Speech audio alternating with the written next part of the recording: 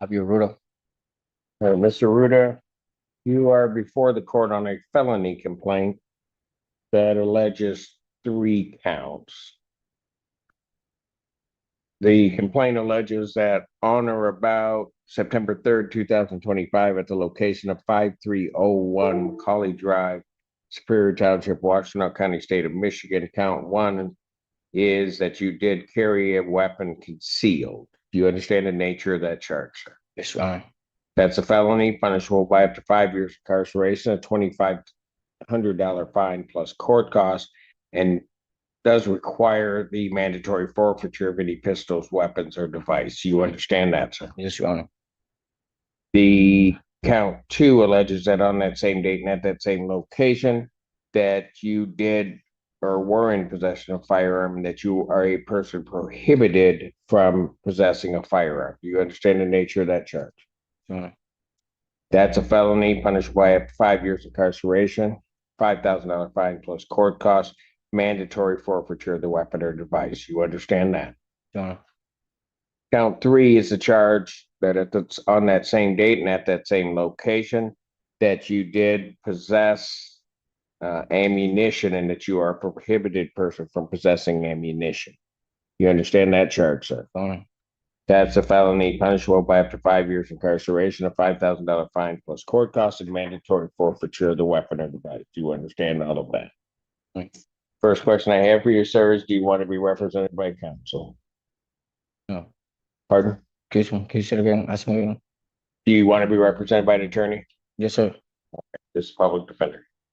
Yes, Your Honor. Assistant Public Defender Nicholas Bukovich on behalf of Mr. Ruda. At the time, Your Honor, any mute as to the charges, and I'm prepared to address bond when appropriate. Defendant, you waive any further formal reading. Yes, I waive any formal reading. Thank you, Your Honor. And defendant standing mute, court will enter not guilty to this charge. Probable cause conference in this matter will be set for April 9th.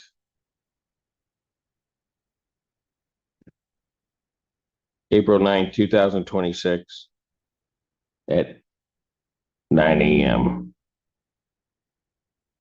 All right. All right, Your Honor.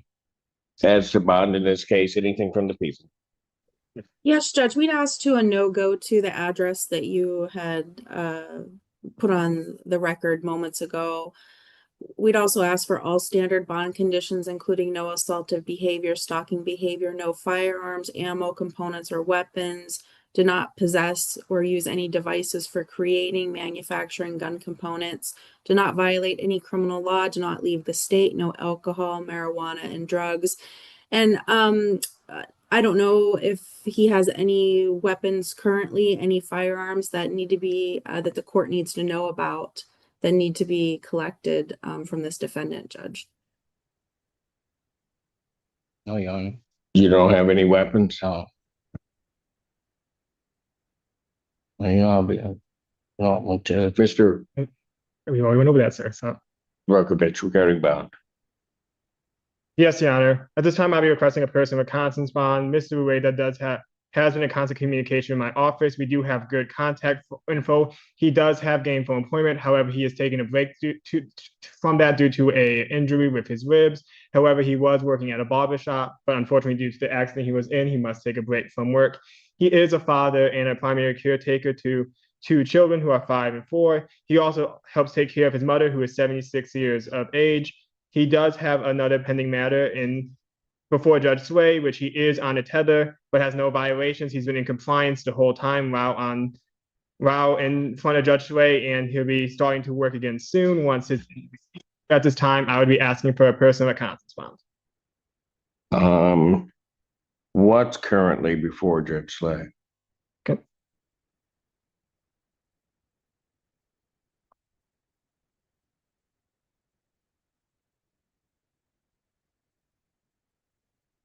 Well, let me ask this.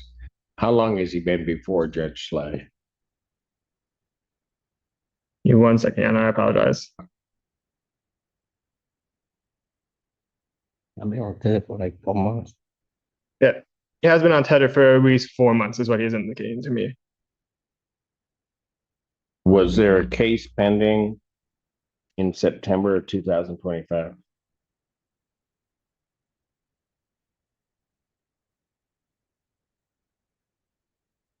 Sorry, Your Honor. No, it's okay.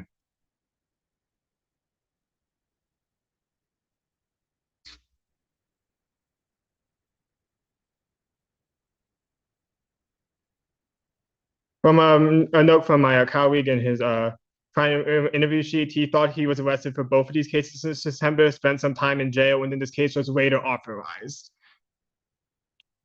So both cases happened at the same time. Yeah, Okay. I believe both cases happened around the same time. My old case, Yes. you know, my old case is like 4 years old, 3 years, 4 years old. The one I'm on The one that you and tether is like 3 or 4 years old. Yes. So I think okay. My understanding then is his other case is a bit older, but he was arrested, but he thought was at the same time for these two offenses. So I do not believe he was on bond at the time of this new alleged offense. I think he was arraigned on the 2023 case closer to the September 2025 date. So he wasn't on bond at the time of this case. That is my understanding, Your Honor. Did the people dispute that, or Judge, I'm still, I can't even locate the name because I don't even know the spelling and I don't have a list of, his last name is Ruda, Rueda, Senior. It's Javier is his first name. thank you, Judge. I'm looking it up right now. Never.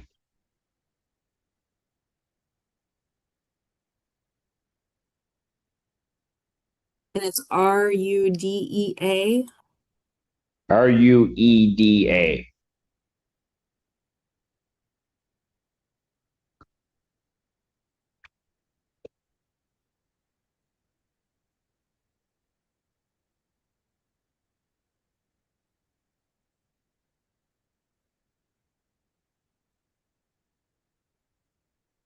Okay, and what was the question, Judge? I'm sorry. Was he on bond on his previous case, time of this offense? This offense occurred September 3rd of 2025. Case. No, I was when I came to the new case at the hospital. That's what. I was not in bond. I just they arrested me for the old case. Yeah, that's what that did. And bond, and they charged me with a new case. When you had, weeks ago. yeah, that's how I just explained to his honor. So I was in the hospital when the new case happened.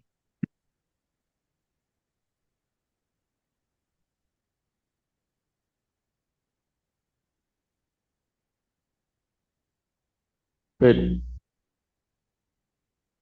sir, are you on parole, Mr. Allen? No.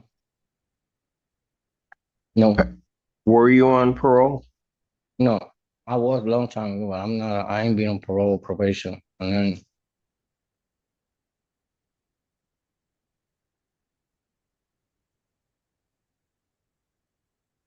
I have here that the defendant was outside Trinity Hospital with a 3-year-old child. Called and reported that the defendant was actually actively overdosing while sitting on a bench.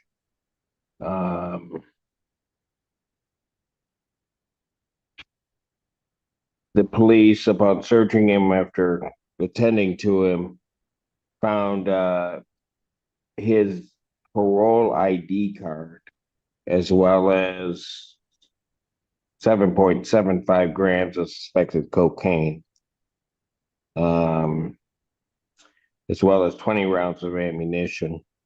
So it appears to me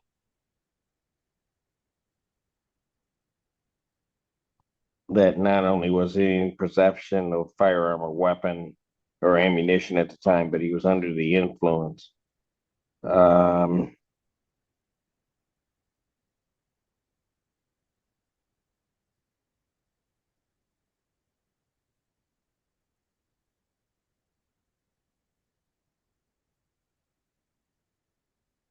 At the time that this offense was occurred, he was on warrant status for that previous CCW in circuit court. Yes, Judge, Right. that's what I just wanted to say. That's what my notes are showing as well. Right. I'll order standard conditions, including no assaultive behavior, possession of any weapons or any stalking type of behavior. There's to be no alcohol, recreational marijuana, or any illegal drug. If he's on a tether on a circuit court, I'm not going to order a tether. I will indicate that the defendant is not to go to the 5301 Macaulay Drive address except for medical attention. I'm just in the hospital, and that's not believe me when I went back in there because I broke my ribs. Yeah. Oh, I can't go. You can go for medical attention, is what you said. Oh, All right. I will, however, indicate that the defendant was on warrant status at the time that this was picked up. As further indicated, he was actively overdosing. So I think it's important to point out, not only was he in possession of these firearms and ammunition, but was so in possession of those with also the presence and actively using narcotics at the time.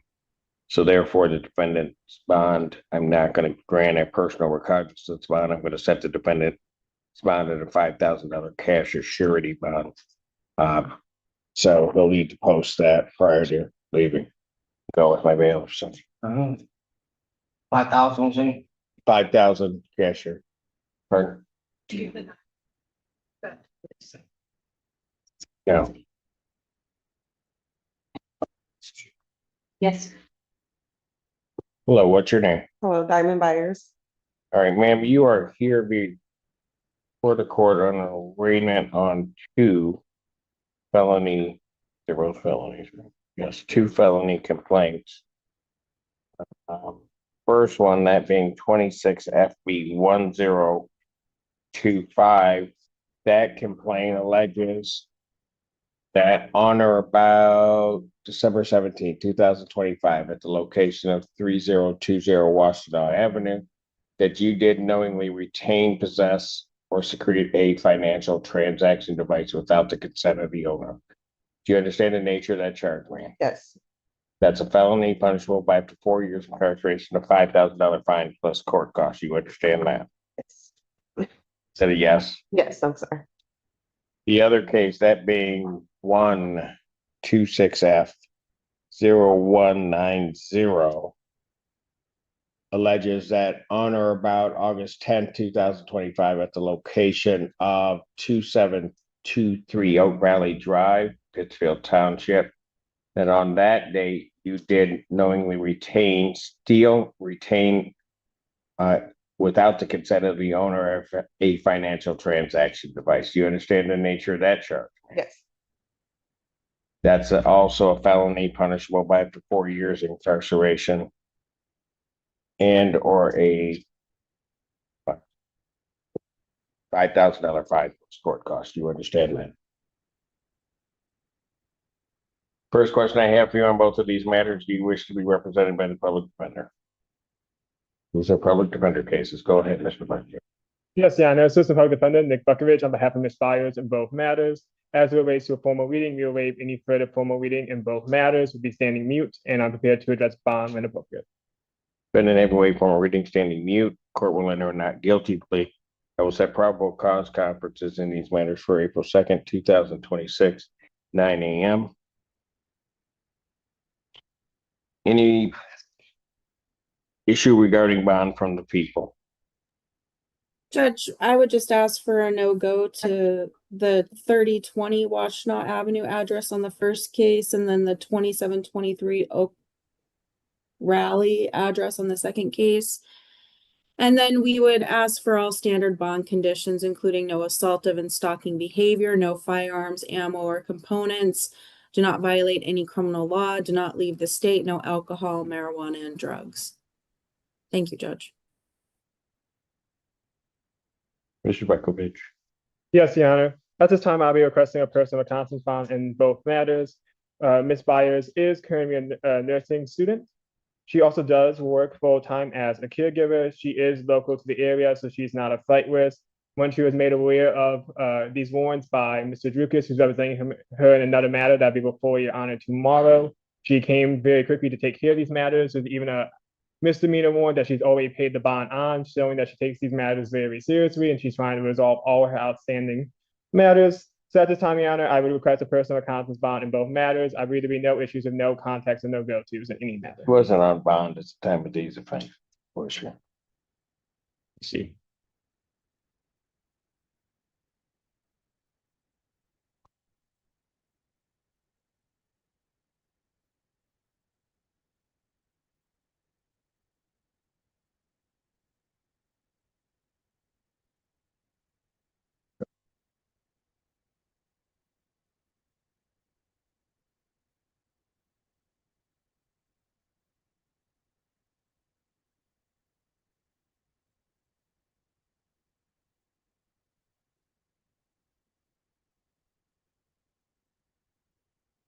To my knowledge, no, she was not here.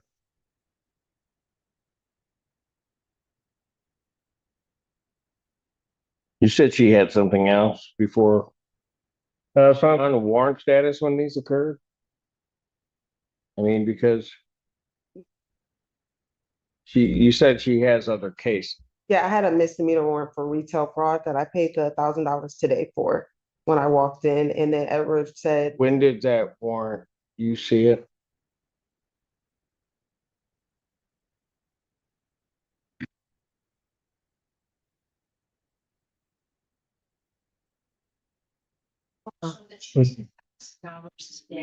I got that. What's the date of that? Yeah, well, the date of the warrant.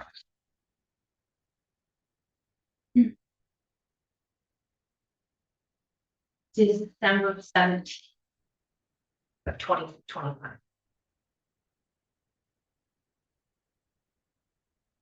also was showing up for all my other court dates during that time. And, yeah, together. yeah, my client has indicated that she has been paying to all of other court dates at a time. That Mr. Dukas was doing this so we can consolidate all the cases and get everything on the same track.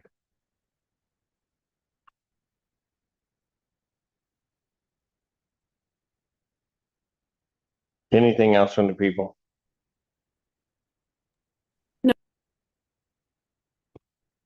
Set the defendant's bond in each of these cases at a $5,000 personal recognizance. In each case, I will order standard conditions, including no assaultive behavior, no possession of any weapons, ammunition, or anything fashioned to be a weapon. I will order also no alcohol, recreational marijuana, or illegal drug use. You understand all of that, ma'am? Yes, In the case ending in 1025, I will order you to have no contact with Brian Coons. And you are not to go to 3020 Washtenaw Avenue. You understand that? In the other case, I will order that you're to have no contact with Renee Price, and you are not to go to the 2723 Oak Valley Drive address. You understand that, ma'am? All right. Thank you. thank you. So I still show up to court tomorrow for good? Yes. Okay, all right, thank you. Well, She has cases tomorrow. I believe she has a PCC tomorrow. Yes. She wanted me Hang on to. a second. I didn't understand what you were telling me. Come back up, man. No, they're yes. You were trying to get them all together, correct? Yeah, it's impossible. I did speak to her. I did understand if you can't get them on the docket tomorrow with such short notice, and we did speak about that. Correct, Ms. Byers? Correct, yes. I mean, I will set them. I mean, you guys are on these. Yeah, and So- it's one of them we may have the conflict off of as well. Just by my Might have to. quick review of the complaint, I recognize the co-defendant. Got it.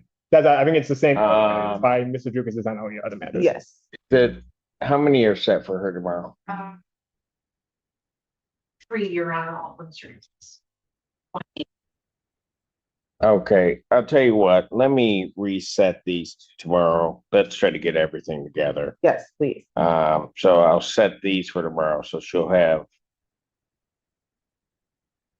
all of those, and Mr. Bukovich, if we can try to get approval on the conflict and see if we can get that resolved, so we can get her. Yeah, as soon as I'm out here, Your Honor, I'll try to get it done for you today. I know you will take care of it, so 326, I'll set your probable cause conference for then tomorrow on Okay. this case. Great, Have all of it. All right. Okay, how you want it? all right, thank No problem. Have a good rest of your day. Court does call the case. Zonaida Javiera here. Javiera. Not present. I will, in each of these cases, then issue warrants for the defendant's failure to appear. Bond it will be set in the amount of $5,000. I'll give a 10% privilege. Those warrants will issue immediately. All right, I think that's all I have. Yes, sir. All right, that's it. Ms. Woods, thank you very much. And then Judge, I'm back at 1:30, correct, for the afternoon arraignments? You're back Or I'm at sorry, 1:30? 1 You're o'clock? gonna come bother me at 1:32? No, I'm I'm kidding. sorry, at 1 o'clock, I mean. At 1 o'clock, yes. We'll see you then. Thank you, Judge. Thank you. In this courtroom hearing, the judge handled multiple felony arraignments involving weapons, drugs, and financial fraud allegations while carefully balancing public safety and the defendant's legal rights. In the first case, the defendant, Mr. Ruda, faced 3 felony charges related to carrying a concealed weapon, unlawful firearm possession, and possession of ammunition as a prohibited person. The prosecution argued for strict bond conditions after police reportedly found ammunition, suspected cocaine, and evidence of an overdose while the defendant was with a young child outside a hospital. Defense counsel requested a personal recognizance bond, highlighting the defendant's role as a father, caretaker, and his compliance with a tether in another case.